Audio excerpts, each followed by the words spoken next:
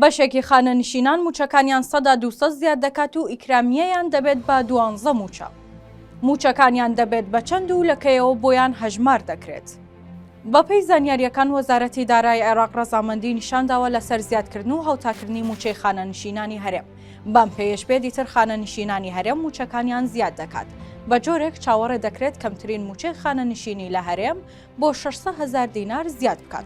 چونکە بەپێی یاسای خانەنشینی یەکگرتووی عێراق دەبێت کەمترین موچەی خانەنشینی 500,000 دینار بێت و 100,000 دەرماڵەش بۆ هەر خانەنشینێک بڕاوەتەوە کە لە ژیاندایە. بەمەش دەبێت 600,000 دینار زیاتر وەرگرن. لە کاتێکدا کەمترین موچەی خانەنشینی لە هەرێم نزیکەی 200,000 دینارە. واتە بەشێکی خانەنشینان موچەکانیان 100 تا 200 زیاد دەکات. هاوکات هەموو خانەنشینانەی موچەکانیان لە خوار ملیۆنەوەیە 100,000 دەرماڵە وەردەگرن. بۆ ئەو خانەنشینانەشی کە بڕوانامەی زانکۆیان هەیە و خزمەتیان زۆرە و موچەکانیان خوار ملیۆنە، موچەکانیان بۆ نزیکەی 1.5 ملیۆن زیاد دەکات. هاوکات بەپێی یاسای خانەنشینی یەکگرتوو ئیکرامیەی خانەنشینی لە 6 موچەوە دەبێت بە 12 موچە. بەپێی زانیاریەکان ڕەزامەندیەکەی وەزارەتی دارایی بۆ زیادکردنی موچەی خانەنشینی هەرێم لە مانگی 7ەوە دەگرێتەوە. واتە خانەنشینان لەو مانگەوە موچە زیادکراوەکەیان بۆ هەژمار دەکرێت.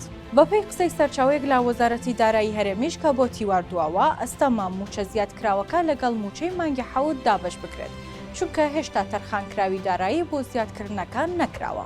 سەرچاوەکە وتیشی ئاگادار کراون کە لە مانگی 7ەوە بۆیان هەژمار دەکرێت.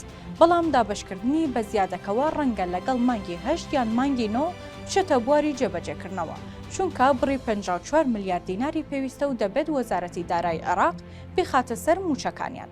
بەم پێش بێت چاوەڕێ دەکرێت لەگەڵ موچەی مانگەکانی داهاتوو زیادکردنەکە و قەرەبووەکەی وەرگرن کە لە مانگی 7ەوە بۆیان هەژمار کراوە. پێشتر و 2 مانگ بەر لە ئێستا تیوار ئاشکرای کردبوو کە زیادکردنی موچەی خانەنشینانی هەرێم و جێبەجێکردنی دەکەوێتە مانگی ئاب یان ئەیلولەوە.